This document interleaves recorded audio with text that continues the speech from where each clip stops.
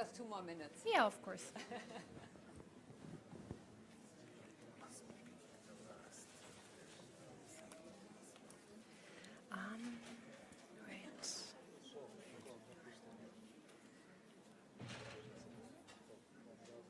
So please, all the ones who I still see as shadows on the outside in front of the doors, also join us back inside here. Perfect.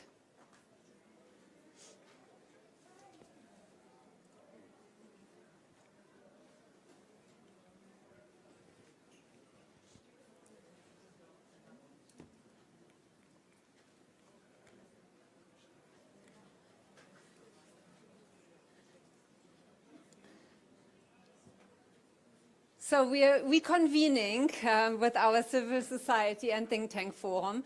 And it is a great pleasure now to hand over to Mrs. Herwig. Thank you so much for taking over the moderation of this wonderful panel. So thank you so much, and the floor is all yours. Thank you very much. Good afternoon and welcome to Spotlight 2 of the forum today, where we will speak on the inclusion of marginalized communities. My name is Reane Herwig. I'm a policy advisor in the Eastern Europe department of the Friedrich Ebert Foundation, and I will be your moderator for this session.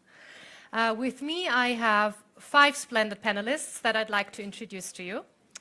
So first, I'd like to introduce Ishak Skenderi, who was active for the last 15 years in the field of advocacy and political dialogue.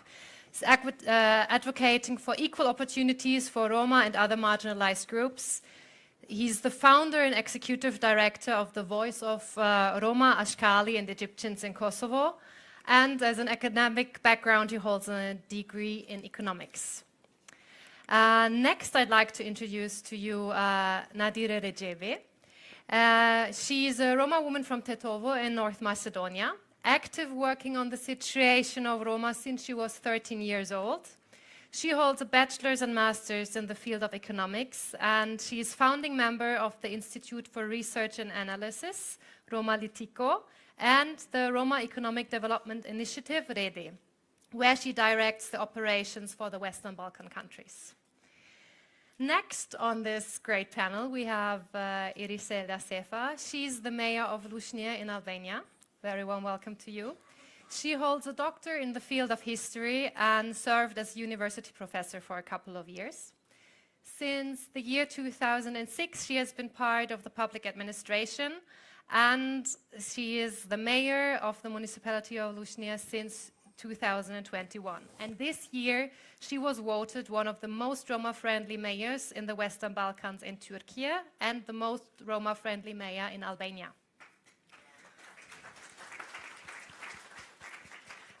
Next to me, I have Usame Zukorlic.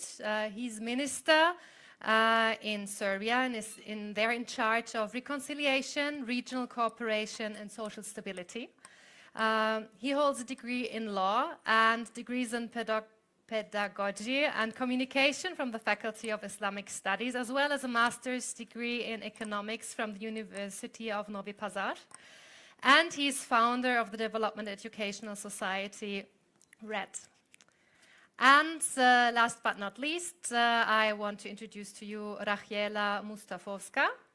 She's an expert on Roma integration with experience of more than 15 years and since 2016 with a focus on the Western Balkans. She worked as a senior program analyst with the Roma Initiative Office of the Open Society Foundation, and now is with the Roma Foundation for Europe, which is the first institution of its scale and scope managed by Roma leaders. And she has an academic background in law and public policy. A warm welcome to all of you.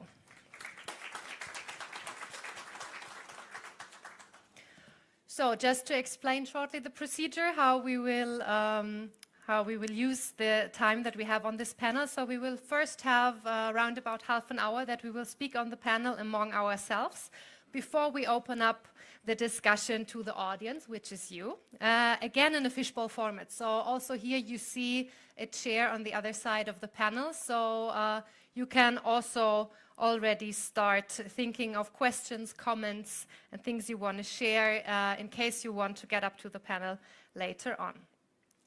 So, let's start with the questions. First of all, I'd like to ask to you, Rahiela. One of the challenges that Roma face are the barriers in the economic sphere, where you work also a lot on within your organization and just did another project on. So there are different issues like employment issues, including job insecurity, unemployment, workplace discrimination, to tell some of them. And I would like to ask you if you could explain to us a bit more what you found out more about these challenges, but also what could be opportunities in this field and what policymakers should need to have in mind when they think about reforms in that regard. Okay, thank you. Thank you so much, Reine, for raising this question. Actually, I would approach the question from a little bit of a broader perspective or regional perspective, taking into account also that today we are discussing mainly the issues in the region as part of the Berlin process. So the Western Balkans region, as we heard also in the introductory speech from the minister and also the other panelists, are going through various challenges. And in this, and then within the plethora of these challenges, of course, the challenge that Roma are facing also is present, but mostly is in the margins. Therefore, we believe that we have to discuss and look at this issue from the perspective of how Roma can be part of the solution of these challenges that the Western Balkan region and the Western Balkan countries individually are trying to solve. Let's put it in this way. As you rightly said, economic development and growth and productivity and better living standard is one of the priorities of the region, which also means tasks not only for the region but also for the countries independently, that they ensure fertile ground or opportunity for people to have a better employment. However, the region itself is in a kind of a contradictory situation, which is marked with on the one hand, there is a lack of labor, qualified labor force or workers, but on the other hand, we can see from the statistical data also that the unemployment rate is high, and it's ranging from 9 to 13% in the whole region. What is the cause of this situation? So basically, there are several causes, among which is the aging of the population that, of course, we cannot stop. And then we, who are coming from the Western Balkans, we are also witnessing very often a fast immigration from the Western Balkans. This is not only our daily reality, but it also proved by research and other organizations that for instance, the OECD is estimating that 1/5 of the population from the Western Balkans is living abroad. Over 1 million is in the European Union. Additionally, based on the work and then done from other organizations and ours, like the World Bank estimates that by 2050 Serbia will lose 40% of its workforce, 20% or 25% will be lost by other Western Balkan countries. Among other reasons is also how well our educational systems are doing in the Western Balkan region.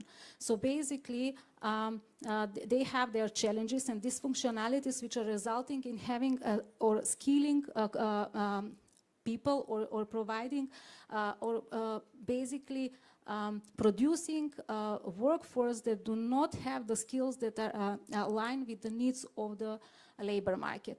In that case, the result is that many of those who are exiting the education are ending up in the category that most of us know, that of the non-employment education and training, and then Roma are the mostly affected. What else is that we know? I mean, it's prejudice, discrimination, and also a lack of social contact is another reason, and it's very present within the Roma community. That's also proved by the research. Our internal research that we conducted says that 25% of Roma are facing unfair treatment when they are applying for jobs.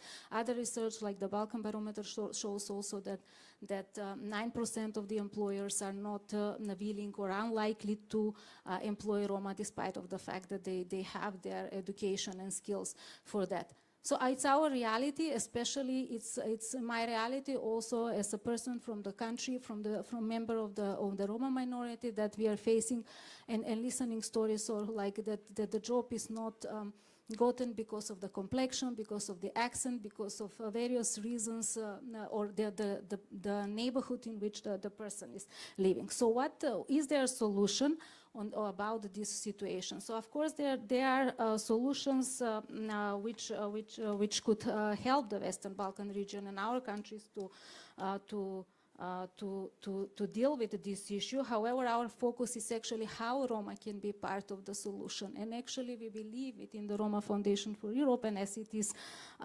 indicated well and in our recently published brief on this topic, is that Roma can be one of the solutions for these issues. And why do we say this? It's because in the time where actually the population is aging very fast, Roma are still the youngest population and the most vibrant and growing. So 1/5 of the Roma people are younger than 15, which also indicates, according to studies that we have, internal studies, that is expected that in 10 years, almost 40% of the new entrants in the labor market are going to be Roma. But more importantly, why we believe that Roma can be part of the solution is that investing in qualifying core skills and upskilling Roma for low and medium skill, with medium skills for filling in deficit occupation will last short time, but will bring more benefit and revenues to the countries that will can be invested for other fields like employment itself, or education, or other priorities of the region. Let me maybe pick it up from there. Thank you very much already for this very great introduction and overview, and the points that you pointed out, and what you just also pointed out, that there could or there will be a solution when investing more also in education and in skilling and bringing more people with a Roma background also into the labor market, also having in mind the situation of a brain drain from the countries of the Western Balkan. And just from there, I would like to steer the microphone to Nadire, because you are with an organization that works on the very practical side, on working with people from the Roma community to empower them economically and find ways of financial inclusion of Roma entrepreneurs. So before, of course, later also coming back to your points, I would like to give the floor to Nadire and hear also from you, why is it so important to support in that sphere, and what are you doing very practically to do so? Yeah. Thank you very much for the questions, Riani. So for the beginning, I would like to give just a bit of background. When we speak about marginalized communities, the first thing that comes to all our minds is Roma and women. And the reason for this is because the issue of the Roma are so much deeply rooted, so that with the generations, everybody can easily speak loud in all conferences such as this one. What are the issues, define them, and present them in front of the authorities. But when it comes to solutions and concrete actions, we cannot say this as we know about the issues. And the reason for this is actually there are solutions, but there are not that many investments that can support largely enough these solutions to support the issues that are actually available with decades on the Roma side. In my speech, I will actually focus on providing these solutions, taking into consideration what we experience in REDI and how the things that we are doing could be scaled up and could be brought at a regional level. So I would start first with the fact that around 90% of Roma are actually in the informal sector, and they work either in the informal sector or they own informal businesses, which is unused potential by the governments for their labor market issues, for job creation or economic development. And when we analyze this, on one side we see a large portion of opportunity and resources available that are not used from the government, but on the other side we observe that policymakers, high decision makers, governments treat or perceive Roma more as a social issue rather than a solution for economic development and growth. And this is actually a big missed opportunity. And we say it is a big missed opportunity because with the work that we did in REDI, we could see that there are successful stories that could be enlarged and could support these long issues that are happening on the field. And our main task is actually to prove to the government and to policy decision makers that Roma are not actually the issue, so they can be the solution, as Rahel already mentioned, based on the arguments and the policy briefs that they have published. So the first program that I want to promote here is access to finance through public-private partnerships for Roma entrepreneurs. So we had a program with the Serbian government in which the Serbian government provided 2 million euro for access to finance for Roma entrepreneurs. And REDI supported with defining the loan products and outreaching to Roma communities, but also providing technical assistance and mentorship. This was kind of ecosystem that we created in partnership with the government.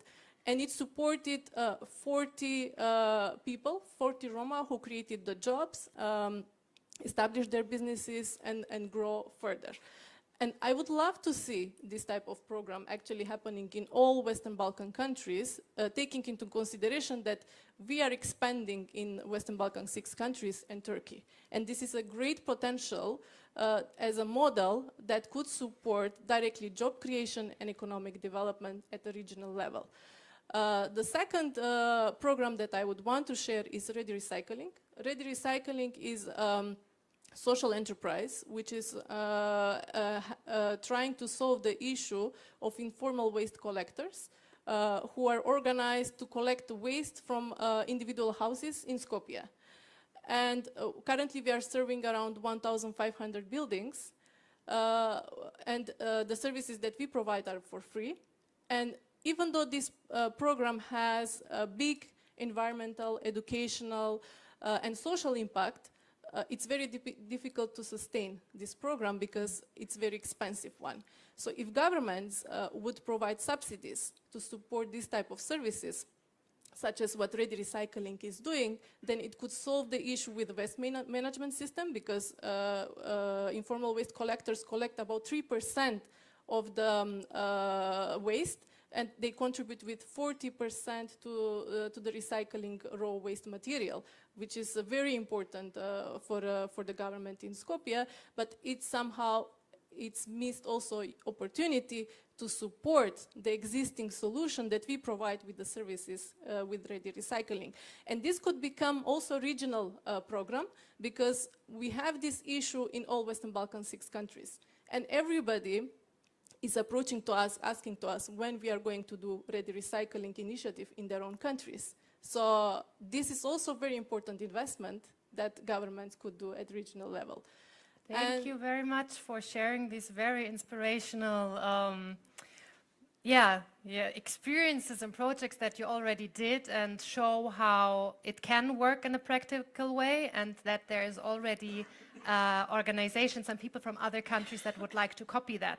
So we now already heard 2 examples from our experts where they root for more investing into the community and by investing, bringing also better things back to the whole community of the countries where the people are living. So thank you very much for this first insights. We will have more time to speak more in detail a bit later on. And I would like also to ask you, Isaac, now we spoke a bit already about barriers that are more focused on the economical level, on the question also of education, and also your organization identified 6 major causes that you are working on. And one of these causes is also the empowerment of women, and another one lies in education. And I would like to ask you to share with us why you think these fields are so essential and what you think could change in policy that could help in the region. Thank you very much for the questions, and also thank you very much for the opportunity. It's a real pleasure for me to be here today and to see it together with the distinguished panelists and this wonderful audience, and talk about, among others, also the issues of exclusion of Roma as a community from our Western Balkan societies, and not only. So truly, with the organization that we run, we put a specific focus on the issues of education, since we believe that the education is definitely a key for success.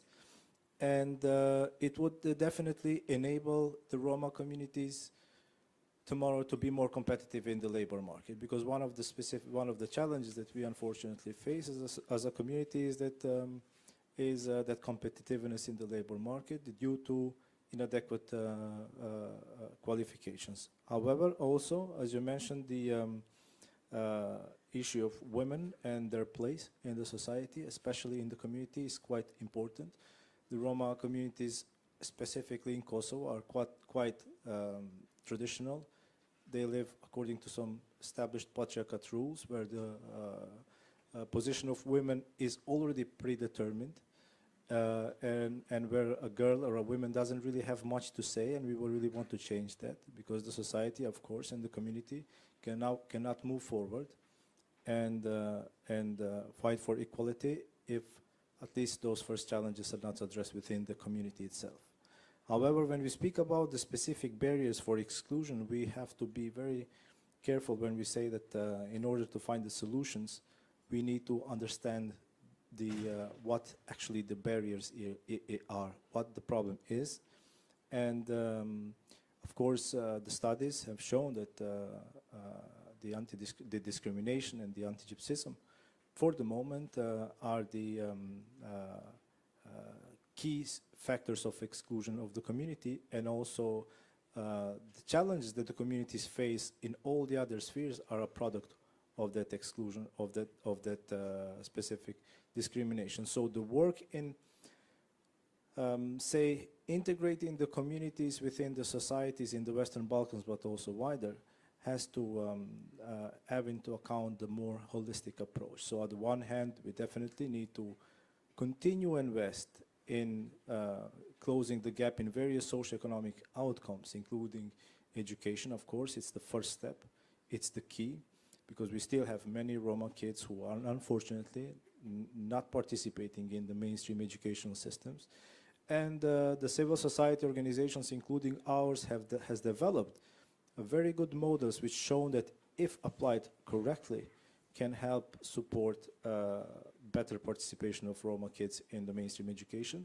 But what's important is that we need institutional recognition of those good models of interventions and their participation through accepting the so-called institutionalization of those specific models, because the civil society organizations have a limited capacity to address the needs of the mainstream society, Roma society, in the areas we work with. So we can develop good models of interventions which are based on the real problems that the communities face. However, we need that participation of the government in embracing those models and then mainstreaming them so they can reach out to wider numbers and help close this gap sooner than what the civil society organizations can do, and not just in education, but also in the other areas in the other fields, such as employment or housing or etc. Still, one of the another issue that's also very important is civil society, and I also wish to put an emphasis on this specific issue.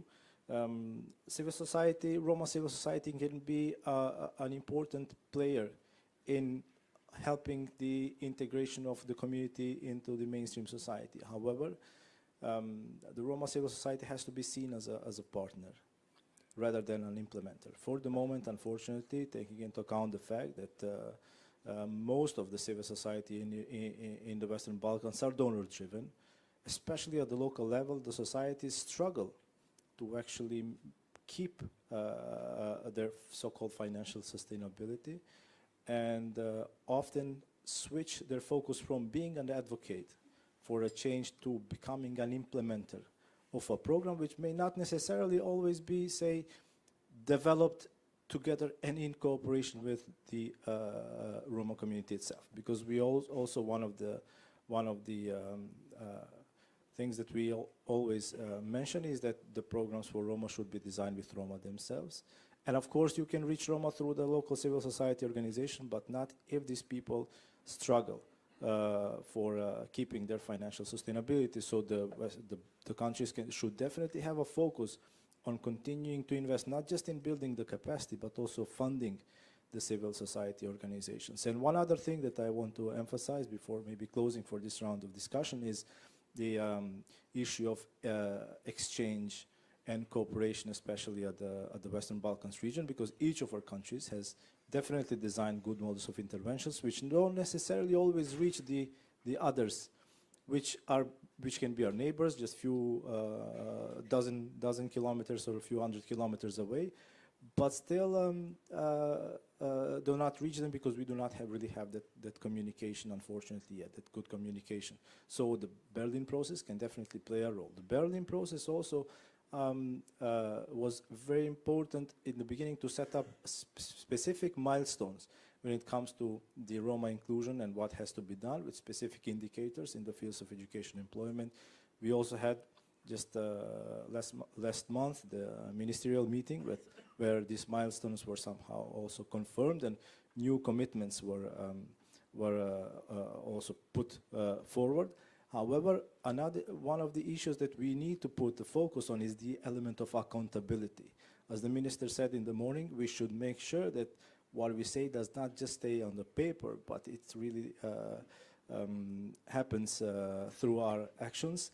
And unfortunately, what I can say from the experience so far is that many of the policies that we have designed, and we have designed many policies when it comes to Roma inclusion at the European level, regional level, national levels, often stay on the paper. So we need that commitment, and then we need that, of course, cross-border and transnational cooperation, but also that accountability of the institutions when it comes to the things they have committed to, especially the Poznan Declaration, now also the commitments from the last ministerial meeting, previous ministerial meetings, and of course the civil society, as I said, can play a significant role of being a good partner in shaping those policies, but has to,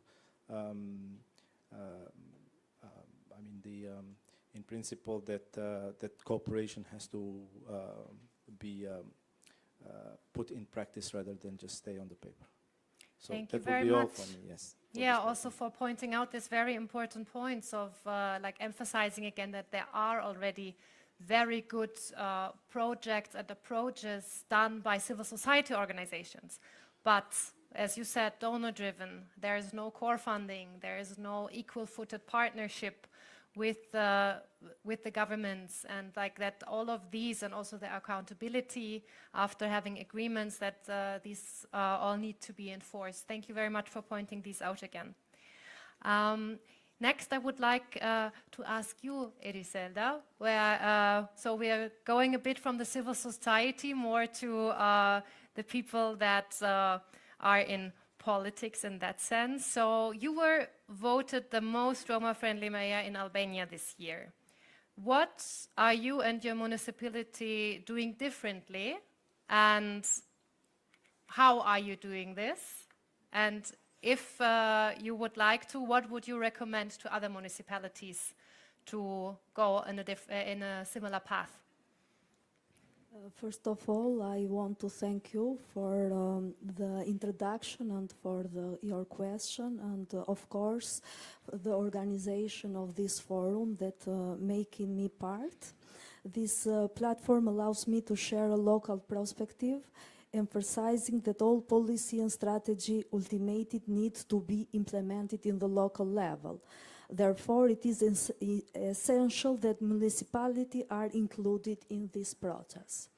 Recently, in 9th April, I was honored to be named the most Roma-friendly mayor in Albania during a special event organized by Roma Active Albania and Ergo Network in collaboration with the European Parliament, European Commission and European Economic and Social Committee.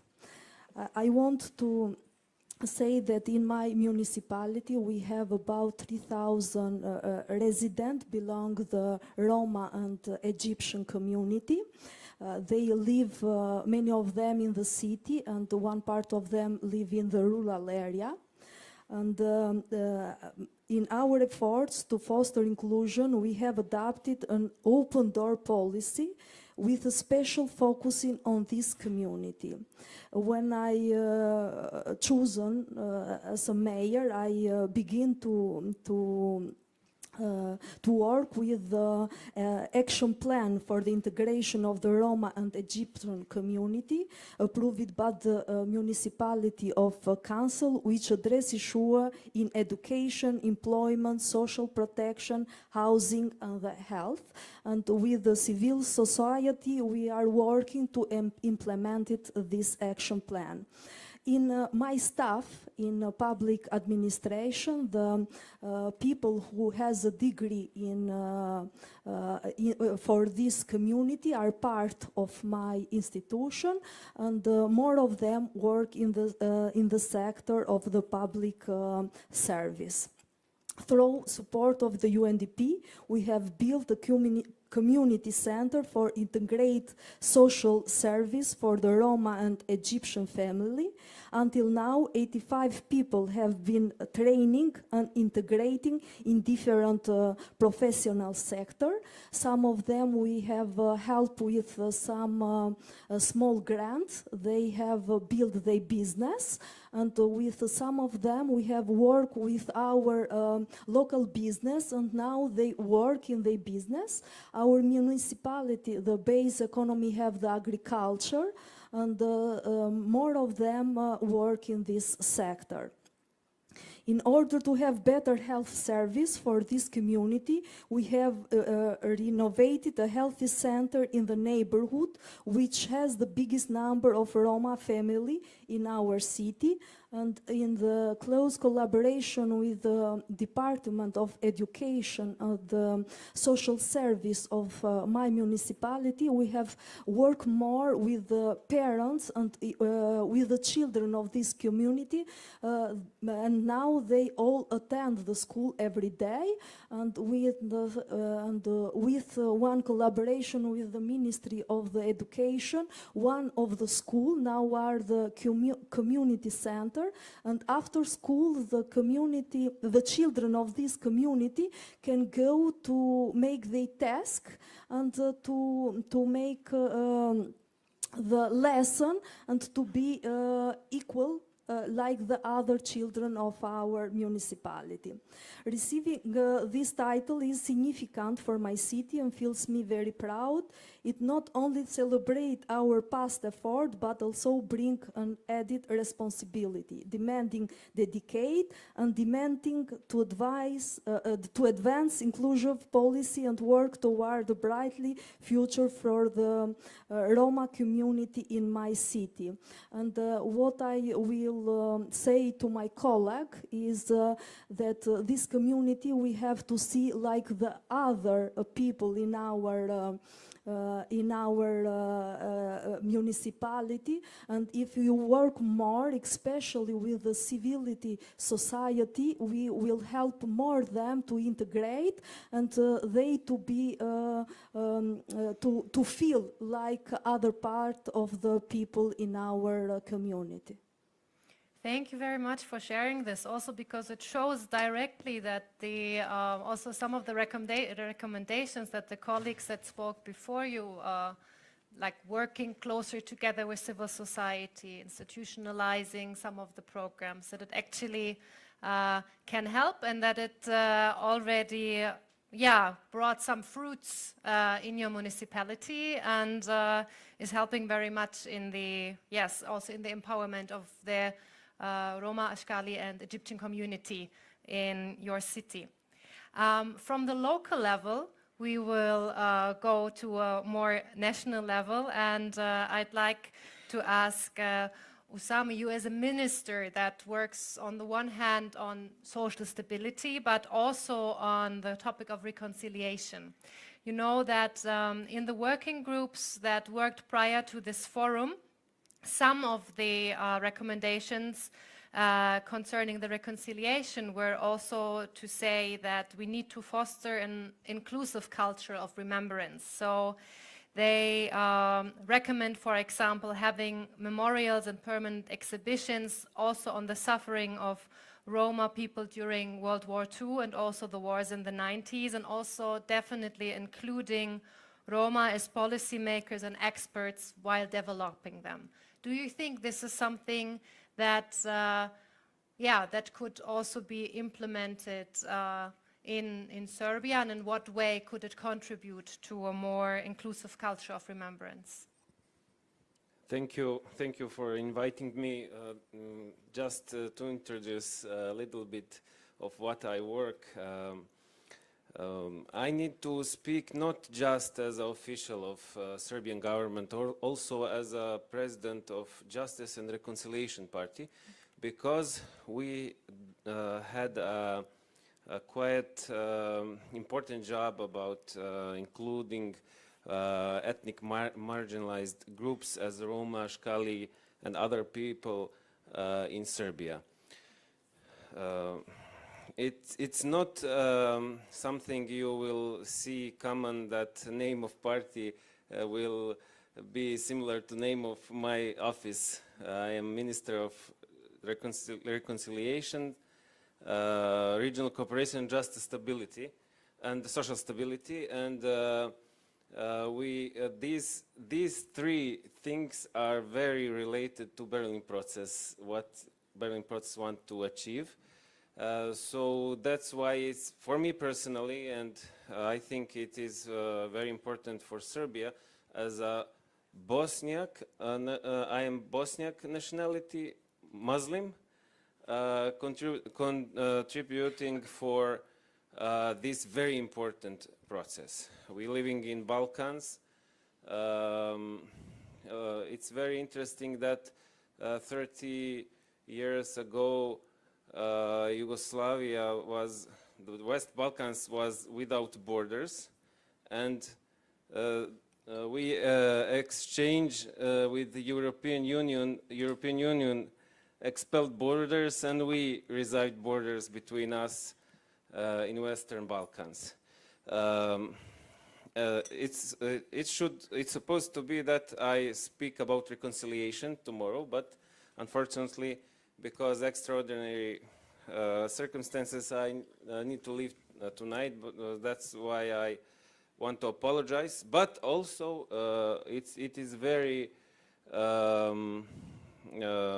interesting to listen about case of marginalized groups from experts, and I am very happy that I have, for the first time, have the opportunity to speak in these cases. It's very related what our office also responsible. Social stability is very related to case of Roma and similar communities. And also in these days we have a concourse for financing civil societies in field of we as an office in field of social stability. About Roma, Ashkali, Egyptian people, they have very long history of exclusion, and that affects the situation today about education, employment, about their rules in politics and environment and situation around them.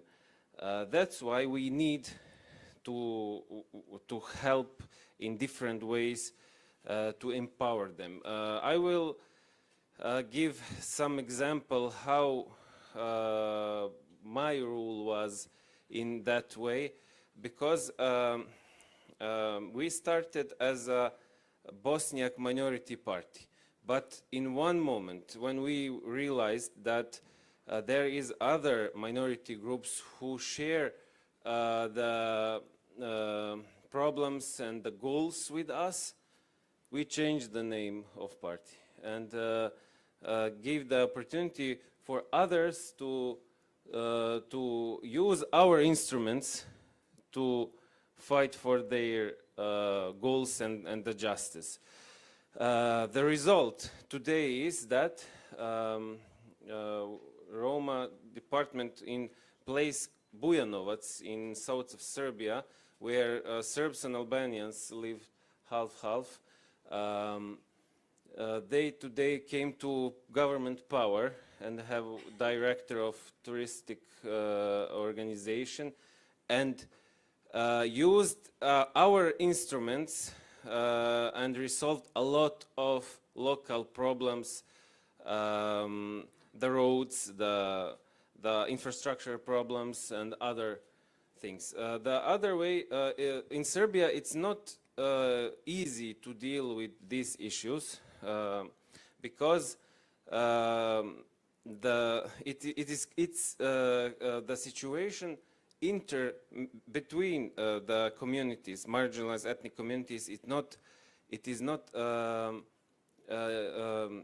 how we say simple at all, because you have Roma and you have Ashkalis and you have Egyptians and you have similarities and differences between them, and especially in Serbia, half of them are Christians, half of them are Muslims, and sometimes when you empower one of these groups, that's not in the same time you don't empower all these groups, so you need to put attention on all these groups if you want to resolve problems among all of them.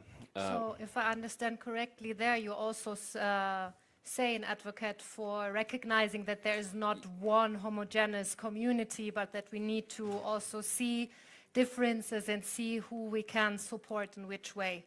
It's very important to be aware of these differences among these communities. And let me conclude. It is very important why I mentioned Muslims, because we have in the last time in this year in Serbia, the case of terrorism came to topic because we had one attempt of terrorist attack. And when you study these processes and these problems, you see that among Roma people, Muslim Roma people, they are vulnerable to be used from terrorist groups, to be recruited from terrorist groups. So this is something also we need to put attention and work with them, because they need to have a right for religion express and mosques and their needs. And it is very important to institutionalize these rights, to have institution of Islamic community who will take care of them and take responsibility and have them in the head of communities to take responsibilities for their people. It's something very important, so I want to emphasize that. Thank you very much also for pointing out again the role of religious institutions and how they could also be partners in efforts of empowerment and inclusion. Slowly we come also to the part of the panel where you all could become part of our panel. So we have a free chair over on this side. I'd just like to remind some of the topics that we already touched upon. So we talked about economic inclusion, we talked about education, about the question of how to have a partnership with Roma and marginalized group civil society organizations that is equal-footed. We talked about institutionalization, and we also now saw different approaches from the local level on the municipality side, but also from the national level, but also from a party perspective. So do I see already someone who would like to join us here on the panel? Let me see your hands. Yes, I see you over there. Please come up. Yes, and give a big applause. Yes, I really liked this during the first panel.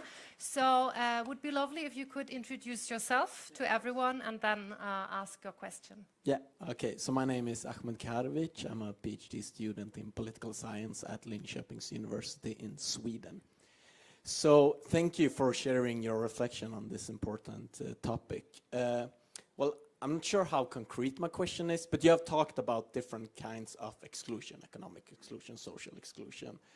I'm thinking about, what about digital exclusion? Is this an issue in the Roma community or other marginalized communities when the government or the EU or even private sector is pushing for further digital development? Are the marginalized communities, how do you say, are they included? Or do they risk another type of exclusion? Thank you. Do you want to ask this question to a specific panelist? No, I'm thinking more like whoever wants to answer, whoever has experienced this, thought about this, it's up to you. Sure, thank you very much. So we have a question on, digital exclusion. Does someone feel like answering to this? Yes, please. And also, if anyone else wants to join afterwards. So when we speak about digital exclusion, we should consider first whether it is infrastructural or it is trending related to digitalization. So if I speak about infrastructural digital exclusion, of course, we know that rural areas do not have the infrastructure to use digital tools. That's a separate topic. But I would want to speak on the digital inclusion, actually, of Roma entrepreneurs. Because what we see as a trending, that digitalization is so much trending in the businesses, so everybody moved toward e-commerce platforms. And Roma are not able to be part of the e-commerce platforms because most of them are in the informal sector. And they do not have the capacities to actually do e-business. And this trend actually is widening up the gap between Roma and non-Roma, and there is a big digital exclusion happening. And I would mention here that we are trying to solve digital inclusion by providing some accelerator programs and trying to find the best model that would work to include informal businesses in some sort of platform that we could sell their products, because we have a lot of handmade artists, producers, and so on. But they cannot sell them online. So I would be happy to speak more about our experiences with Digital Boost program that we have, but definitely the gap is widening, and we really need to speak more about digital inclusion. Thank you very much. Anyone wants to add on this? Yes, please. I can also add a little bit, and thank you for this quick reminder, because one of the obstacles that I missed to mention in my initial introduction speech was the the digitalization as one of the causes that is bringing this shrinking of the labor workforce. And it's particularly also present for the Roma community, and all, as a community that in principle or more often is not having the formal education, and based on that it has the limitations or getting any kind of certificate or entering vocational training programs or other educational programs that will allow them to get these certificates for working in even more modest digitally related work. So of course that's one of the limitations for the community, for the entrance in the labor force. Thank you very much. You also look like you want to add Yes, something. I may just briefly actually add to the discussion by saying, yes, of course, these trends and developments continue. The exclusion, actually, they deepen the exclusion that the community faces. This doesn't necessarily mean that the fact that the Roma community is disadvantaged socially and economically and whatnot, and that because of that the processes should somehow slow, the development processes should slow, but the institutions should take into account the disadvantaged position of the communities and develop affirmative actions and measures to close the gap, such as in all the other fields like education or employment or housing, even in digitalization. When such measures are introduced, the institutions have to have into account the fact that the communities may not necessarily be able to make use of, and therefore they need to develop a bridge. And in the civil society, for example, for the specific issue that you mentioned, we did in Kosovo, for example, pilot the introduction of the so-called information centers, small hubs within the communities where a professional is accessible and available to provide not just technical assistance, but also know-how to the other people so they can learn from the process and make use of, even for the most simple tasks like apply for a birth certificate, which is now all institutionalized. However, as I said, it remained on a pilot because we didn't have the capacity as a civil society to mainstream, and we didn't really get the interest of the government to understand the necessity of such a process in order to be able to afford it to the community. So that's what I say, that's why in my speech I also mentioned that we often lack this communication and understanding, which comes from the grassroots, which comes from the real need that the community actually faces, and then develop measures and actions that address those real needs so the community doesn't continue to fall behind. Thank you very much. Thank you for your question. I think this opened up another very interesting point in that discussion. I'm looking into the audience. Anyone else that would like to come up and ask a question?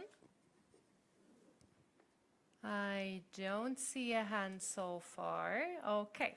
Then I'd like also to ask back to our panel, because you mentioned a couple of times also the situation of not being equal-footed in partnerships and the lack of, for example, a core funding in the work that civil society is doing in this field. If you could think of one recommendation that you would give now also towards the summit or to policymakers as like people from the civil society, one thing, what would you like to tell them that they should have in mind when they plan further? And any one of you who would like to start, you can build upon your answers, but I would love to hear this and use the stage so we can bring it out there. Yes, please.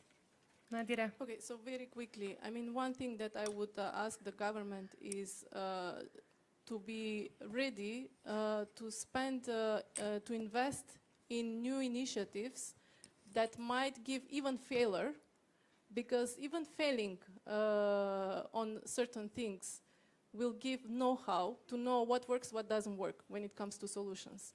And I think this is what we are missing when it comes to common understanding of policymakers and decisions, because everyone wants to have the high returns on the investments.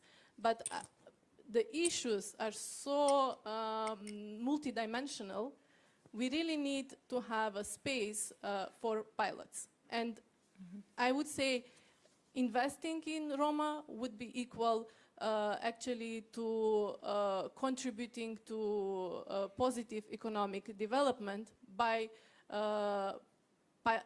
giving the space for piloting things, by giving the space to learn what works, what doesn't work, and by giving the space for civil society organizations who are on the ground to directly contribute to all the targets that states have.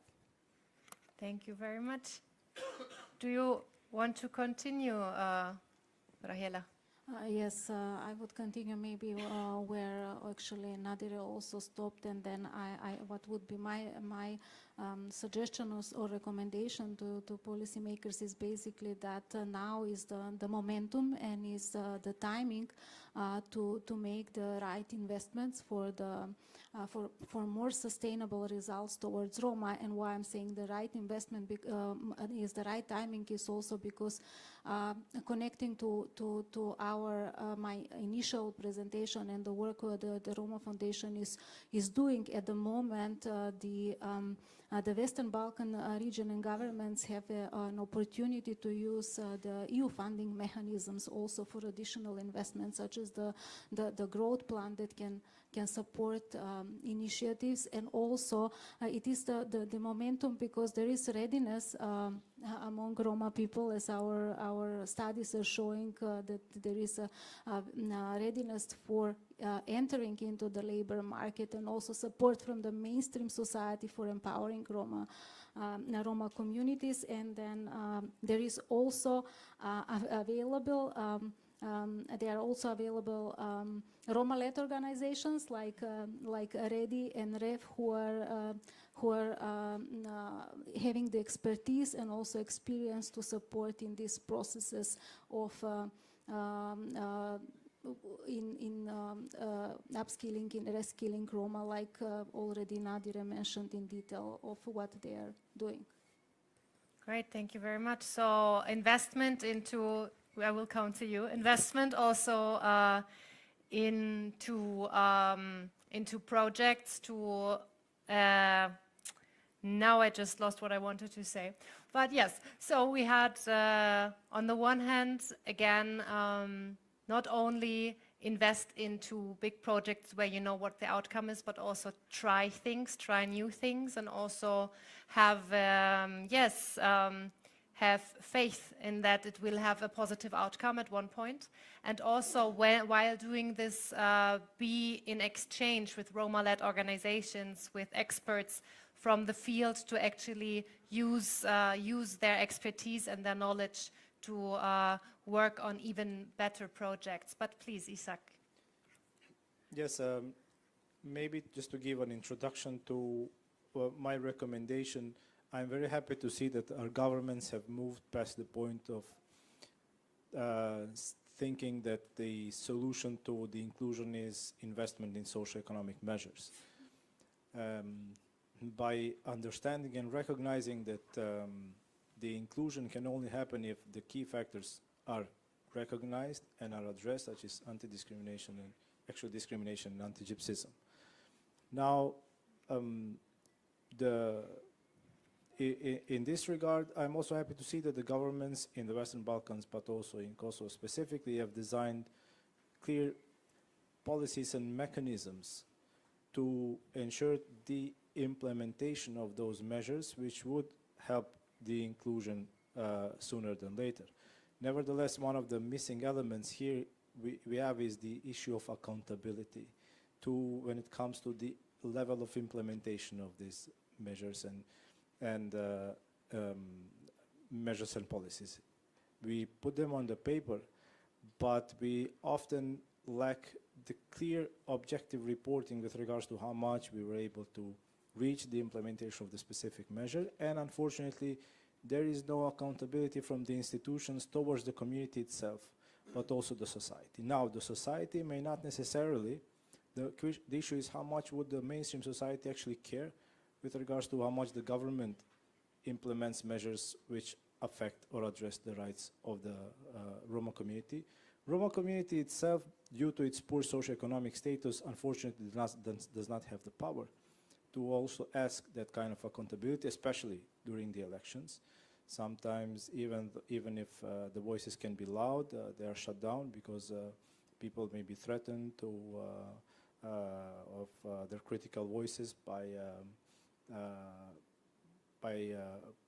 say, political parties when it comes to voting, and manipulate somehow the voting. So the question is, who and how could this accountability be enforced in order to push forward the implementation? So we need friends, of course, from the within the national governments. We need friends from the international community, and the Berlin process is definitely a friend. But the voice has to be much louder, and the request has to be much louder when it comes to specific actions and results that have been taken, rather than actions that will be taken.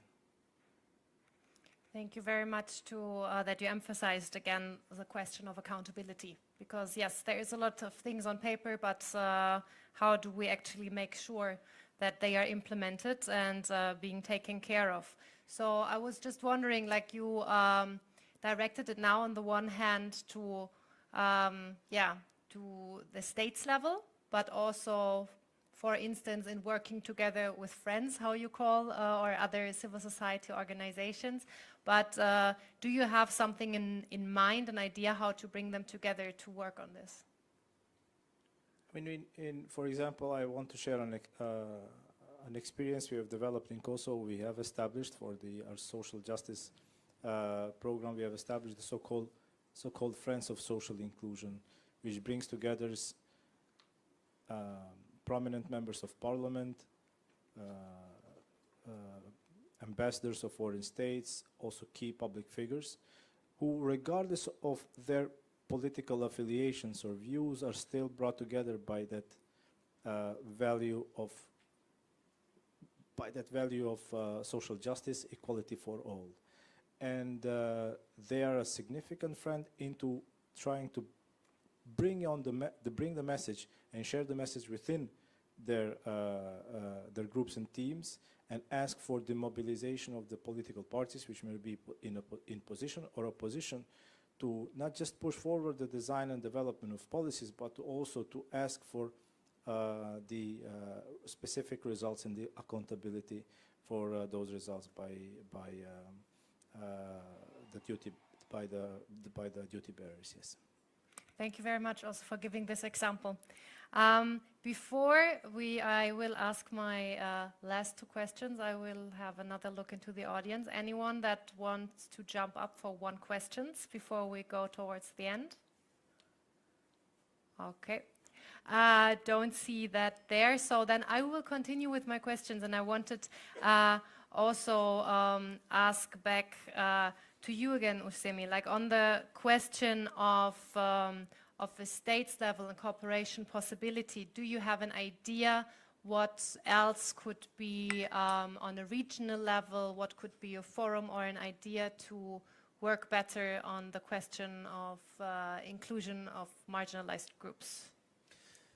As someone who, in the same time, demanding from stronger, as a member of minority who demanding from the majority rights, and the same time as an official who gives some rights to minorities, I want to say that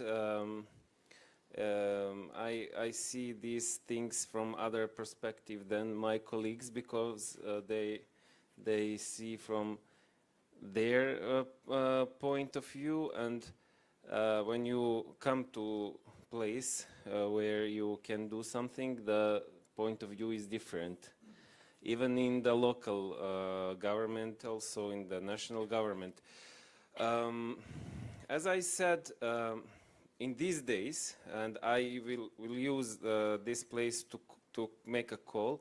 We have a call for application for applications for the program of social stability in Serbia, and I hope that many civil society organizations will apply and help us to work on main cases in the field of social stability in Serbia.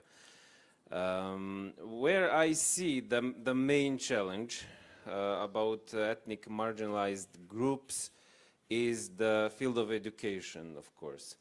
And it is the most important field where we need to put the most attention and help, because it is the backbone of resolving, in the long time, resolving the problems.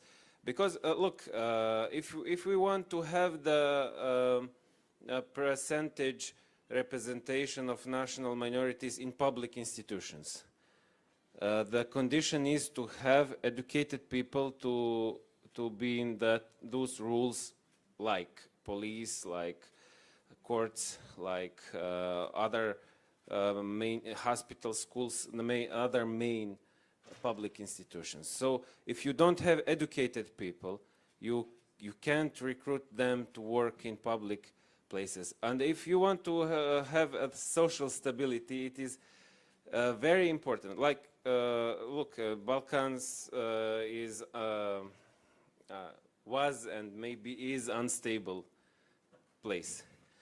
And it is very important to have policemen from Roma people, to have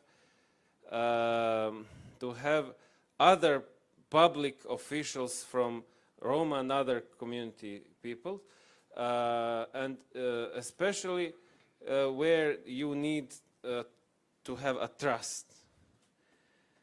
But to achieve this, the main thing is education. And we need to put efforts and to find ways. It's very hard. It is not an easy job at all, but it's the most, from my point of view, and I think the colleagues will share this thing. We need to find ways to encourage, empower, and educate ethnic marginalized groups, to have them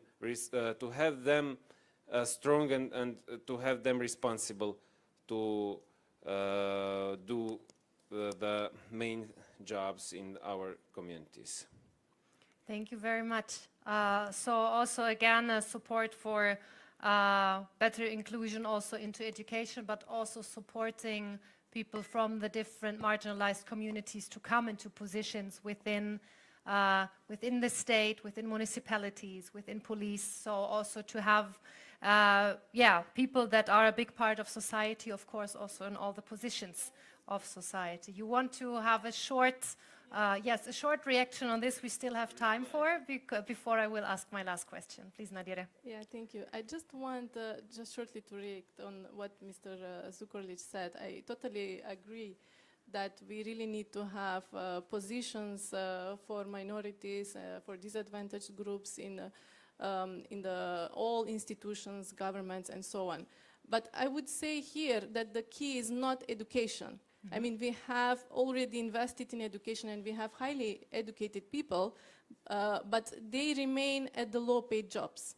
And they cannot enter to high-paid jobs, and especially not in public institutions and in decision-making processes because of the political unwillingness.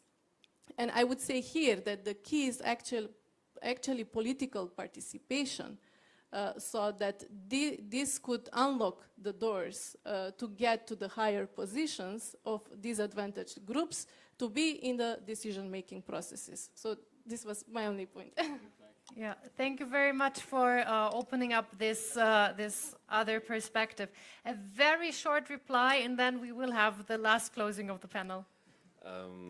I mainly agree with colleague Nadira, but I will remain with the statement that education is the most important things. We don't need just some percentage of educated people. We need to educate all ethnic marginalized group people, and from them, when they educated, will rose better politicians and better officials who will be able to resolve bigger problems. So this is my opinion. Thank you. Thank you very much. So different opinions, but with a similar goal, bringing more people into key positions. And before we will close the panel, I would also come back to Eriselda one last time and also ask you about the organization that gave out the